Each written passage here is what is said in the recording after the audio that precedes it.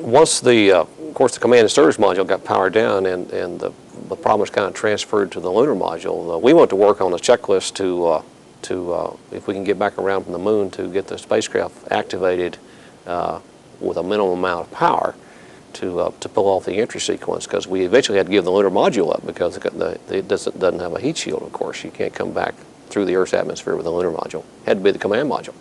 The biggest checklist work went to how could we design an activation sequence, a power-up sequence for the command module, such that we could start early enough to get it done in time, but start late enough that we had enough power to do it. So the real checklist work that went on was associated with activating the command module in the proximity of Earth when we came back around. And we spent days negotiating with the people who needed the power, allocating the power back out in form of a timeline, and then refining the checklist to the point we thought it might work, and then the crew, the backup crew and others spending time in simulators refining that checklist. That was the biggest checklist work that we did, which literally took days, and that allowed us to activate and re-enter with the systems alive that we needed.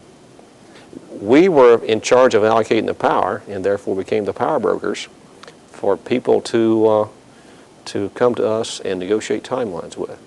And one of the things I remembered, and this is probably a good example, was that once you landed in the ocean, you had a locator beacon, an emergency beacon, that these entry batteries that we were trying to preserve powered. And I was negotiating with the retro officer that he wanted, one of the things he wanted his checklist insisted on was when we landed, the recovery guys wanted this beacon turned on. And I finally said, no, we're not going to do it, guys. I said, our biggest problem is getting you to an ocean. If I get you to an ocean, surely you can find it. I mean, I don't have enough power for discretionary stuff that happens after you land. We're fighting a very critical problem trying to land. There were endless negotiations going on like that people said, I just got to have this piece of equipment on. And I said, well, we can't afford it. You got to do without it. You can't have it on as long as you think. We got to do stuff in reverse order, because we were trying to literally re-enter with a power system that was probably 20% of the size that you could comfortably normally do the re-entry sequence with.